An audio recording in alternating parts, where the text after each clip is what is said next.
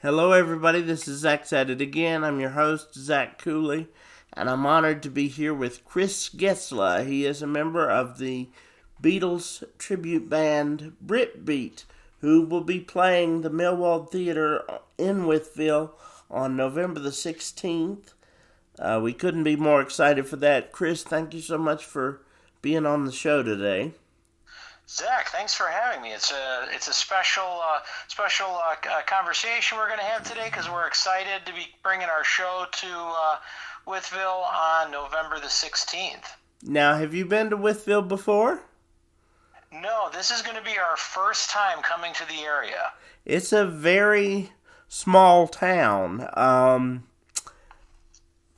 About 8,000 people, but no one in my family is more excited about the show than my 10-year-old daughter Bella, who is a lifelong Beatle maniac. My wife is also a lifelong Beatle maniac, and she has berated me for days that I didn't schedule the interview for a time when she was going to be out of school.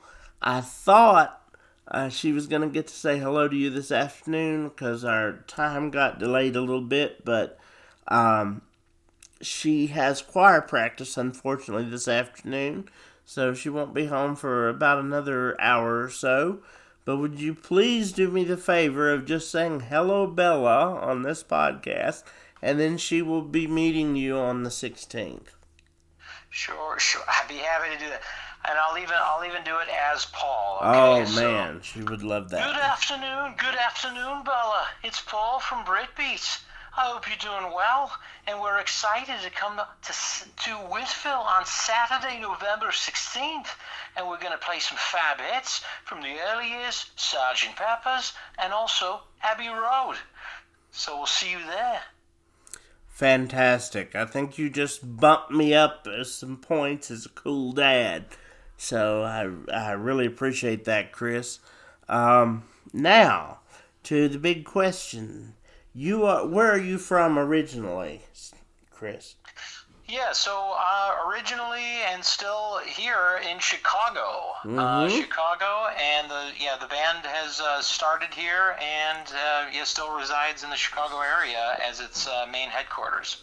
So, I guess first of all, let me ask you, how did you get started into music and growing up and everything? Yeah, well, it all started around 8th grade. I began playing guitar at that time. Wanted to play Beatles right away, honestly. I was a big Beatles fan in junior high, and wanted to start to play some of the music.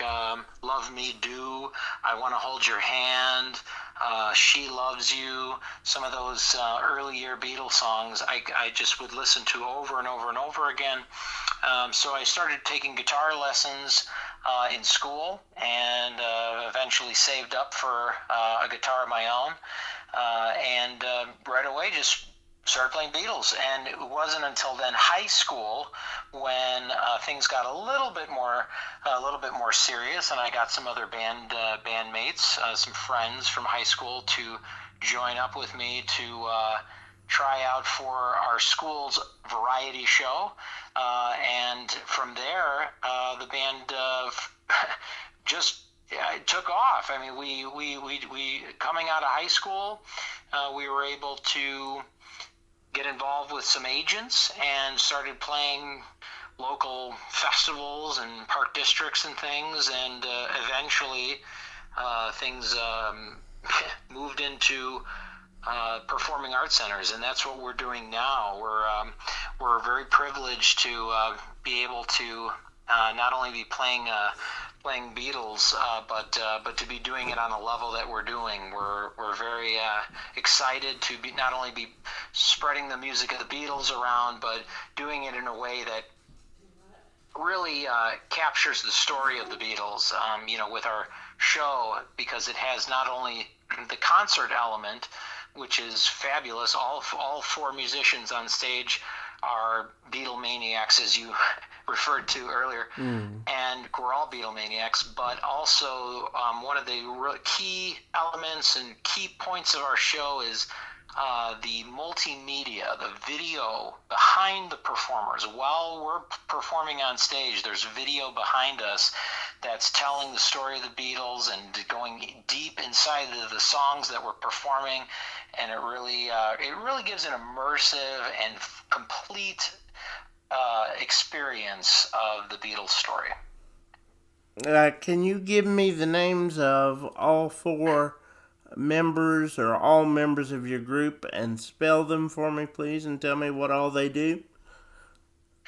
Oh, sure. Yeah. Well, I can tell you that the four of us. Myself, I perform as Paul. Mm-hmm. I know you have me down. Right.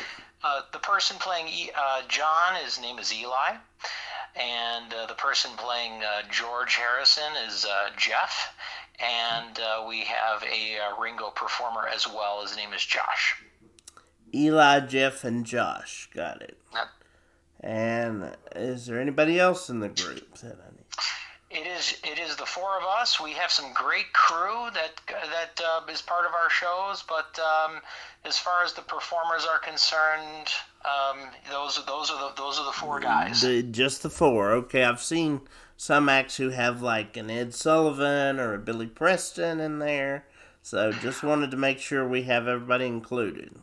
Well, I should give a shout out. I mean, we do have an Ed Sullivan performer that is with us on some events, and then other times he's just with us up on the video screen. He is with us every show up on video, and his name is Fred, and he plays Ed Sullivan. So shout out to our Ed Sullivan Fred out there.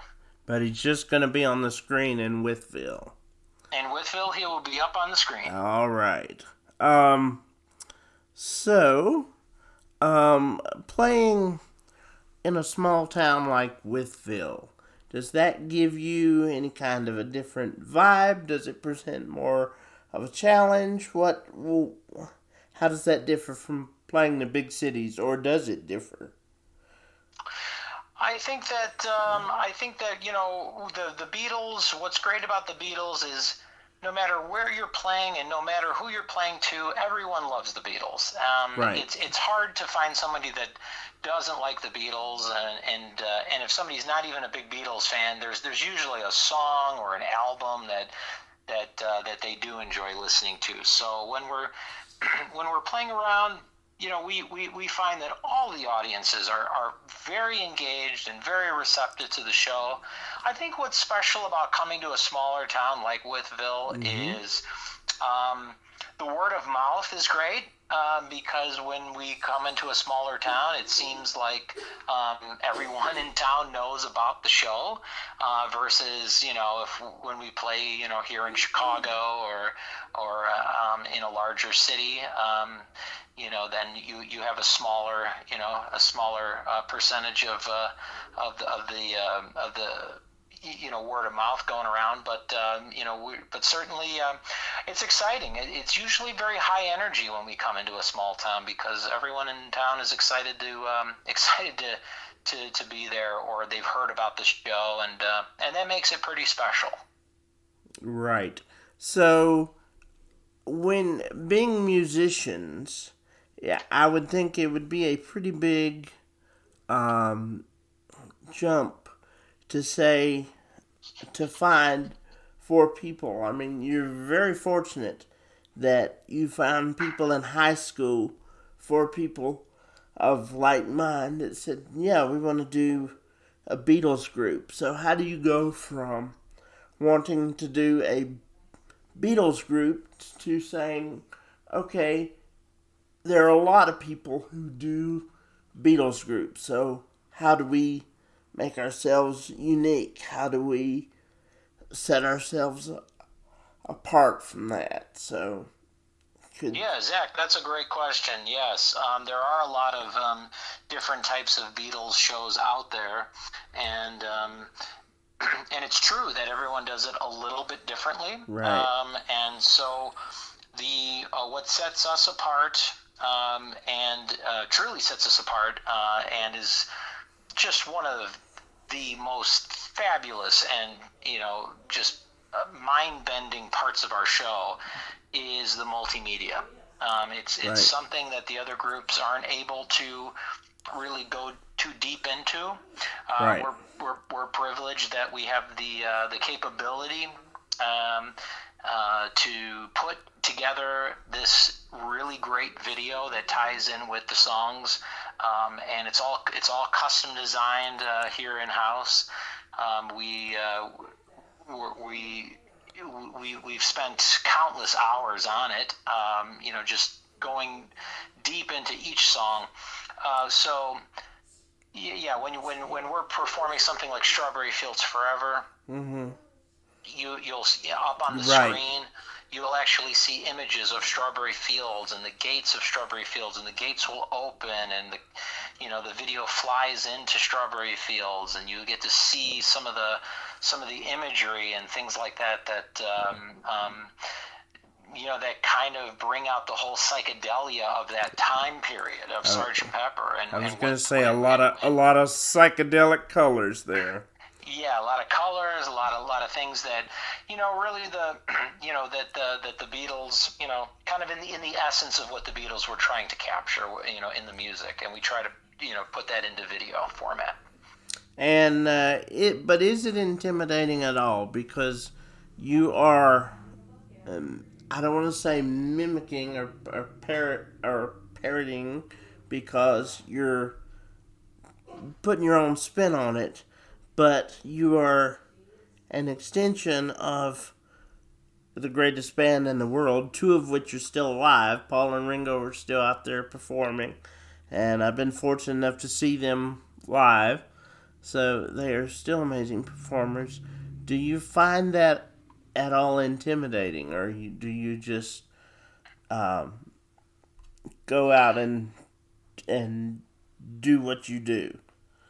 Yeah, that's a great question. It's really about doing justice to it. Right. It's about doing it the right way. That's really the key to when we're putting our show together. That we want to make sure that we're not doing it. We're not cutting any corners. We're not doing any disservice to the legacy of the Beatles, and put together something that, when people walk away, they're saying, wow, that's as close to the Beatles maybe as I can possibly get, because Mm-hmm. Paul and Ringo are still here with us, thank God, but Right. but the Beatles, the band the Beatles, is unfortunately something that can never happen again. Right. And so it is the tribute shows and the shows like ours that give fans that ability to get close, to see what it could have been like. And so we try to make that authentic, whether it's the accurate the accurate sounds, the orchestrations, the costumes, the props on stage, all of the elements to the show, we try to make as authentic as possible, so people walk away saying, wow, yeah, that really makes me feel like it could have been like that. So, all of you performing together, this group that you have now, how long have you been performing together? So, the group itself, BritBeat, has been around for over 20 years at this point. As I said, we're very privileged to have been doing it as long as we've been doing it. I started it out of high school, as I mentioned earlier, so it's been a long time. But a little over 20 years, BritBeat's been in existence. The group members, over the years, have changed, but our current lineup is a group of four guys that just love the music. I mean, Right. each guy just loves their character, loves the music, and we've been a solid group for several years now, and we're just excited to have a really solid show all put together that we're bringing to Wytheville, and people are going to be able to see four guys that just really love the music, and it's a fantastic lineup. And at what point in your career, in the evolution of the lineup, did you think, okay, we're going to make a living off of this? We can do this as our day job. Yeah, well, that's been certainly something that has been something that's kind of been organic a little bit, Right. because at the beginning, you're really not doing too much, and then later on, as you develop things a little bit more and you get a little bit more theatrical with it, and you're able to do larger shows, it definitely becomes more of a priority and something that you can kind of really hang your hat on. So so we're just, I guess, to answer that question is just we're happy, we're privileged to be able to play the music. It's more about the music for us, and it's about the show than it is about anything else. Right. Being doing this and having expenses paid and something left over for each member is fantastic, of course, but ideally, and really why we set out to do this in the first place was because we all love the Beatles, we love the music, we love performing it, and that's always been the essence, and that's really the real reward for us. Okay. With you playing Paul McCartney, what do you have to, what things do you make sure, okay, I want to be sure and get this right, or I want to be sure and do that, whether it be musically or vocally or whatever? So what's the hard? I'm sorry. I missed the question. What was that? What's the hardest part of it? I know. What is it that you want to make sure that you get right in your portrayal of Paul? What are some things? Yes. Great question. Yes. McCartney is obviously an extreme talent. I mean, right. he has a vocal range that is just super impressive. He's able to sing ballads, very soft and smooth, and then he can also scream and do rockers like Sgt. Pepper and things like that. So he has this intense vocal range. So and he's 82 years old and still out there doing it, by the way, and playing everything. Absolutely, and he definitely has given us many years of just incredible talent and incredible singing, and it's unbelievable. So it's something that when I'm portraying Paul, I try to do it justice by matching that vocal range as best as I possibly can. Mm-hmm. And also one of the most important things about portraying Paul is you have to be left-handed. You have to be left-handed because that is one of the critical looks to a Beatles show. You have to be John and George, of course, being right-handed. Their guitar necks went one way and Paul's went the other, and so in order for the show to look correct, you really have to have a McCartney that performs left-handed, and so I'm happy to say that that's something that I can do and have done since the beginning, performed left-handed, and so that's that, and mixed with his vocal abilities is just really the tip of the iceberg, but it's some things that you have to have if you're gonna suit up as Sir Paul McCartney. Right. And you obviously have quite a vocal range yourself to be able to attempt to play Yes. Paul McCartney. Were you left-handed naturally, or was that something you had to learn? That's a great question as well. Yeah, I'm ambidextrous, so Okay. I can do certain things with my right hand and certain things with my left hand. But actually, when I first started playing guitar, I learned right-handed. I learned to play guitar right-handed. But it was at the time that I decided I was going to form up my Beatles tribute that I decided, I wanted to be Paul. And without even thinking about it, I just ordered a left-handed bass. Even though I was playing six-string guitar, righty, I just ordered a left-handed bass and started performing that way, not even thinking that it would be an issue, and it wasn't too bad. So to this day, I can play bass left-handed, I can play guitar right-handed. So sometimes I can flip back and forth in certain shows that when I have to perform yesterday, for example, and we don't have a left-handed acoustic, I can actually grab one of the other lads' acoustic guitars and perform yesterday right-handed. So it's pretty handy. And I'm a southpaw too. Can't play a note, can't sing a note, but hooray for us lefties anyway. So that brings us about to the end of our time. Thank you so much for talking with me today, Chris. It's been a pleasure.